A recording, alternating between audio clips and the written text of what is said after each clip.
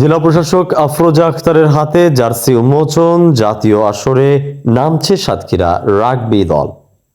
সাতক্ষীরা প্রতিনিধি ইকবাল হোসেনের তথ্য ছবিতে থাকছে বিস্তারিত। আসন্ন ন্যাশনাল রাগবি সেভেন্স চ্যাম্পিয়নশিপ 2026 সামনে রেখে সাতক্ষীরা জেলা ক্রীড়া সংস্থার উদ্যোগে জার্সি উন্মোচন ও শুভেচ্ছা বিনিময় অনুষ্ঠান অনুষ্ঠিত হয়েছে। মঙ্গলবার সকাল 10টায় সাতক্ষীরা জেলা প্রশাসকের কার্যালয়ে আয়োজিত অনুষ্ঠানে প্রধান অতিথি হিসেবে উপস্থিত ছিলেন জেলা প্রশাসক আফরোজা আখতার। তিনি সাতক্ষীরা রাগবি দলের খেলোয়াড় ও কর্মকর্তাদের সঙ্গে শুভেচ্ছা বিনিময় করেন এবং দলের অফিসিয়ালি জার্সি উন্মোচন করেন।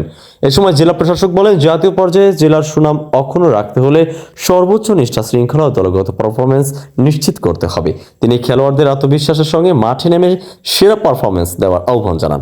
অনুষ্ঠানে আরও উপস্থিত ছিলেন জেলা ক্রীড়া অফিসার মাহবুবুর রহমান, জেলা ক্রীড়া সংস্থার অ্যাডহক কমিটির সদস্য ও তুফান কোম্পানি লিমিটেডের চেয়ারম্যান ডক্টর আবুল কালাম বাবলা, সাতক্ষীরা রাগবি ক্লাবের সভাপতি ও লেক ভিউ এর ব্যবস্থাপনা পরিচালক তানজিম কালাম তমাল এবং রাগবি ফেডারেশনের মিডিয়া ম্যানেজার ও আরডিএম আল ইমরান সহ সংশ্লিষ্ট কর্মকর্তারা।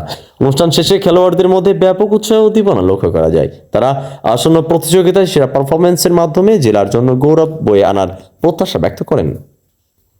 শেখ আলী আকবর, গাংচিল টিভি, ডেস্ক রিপোর্ট।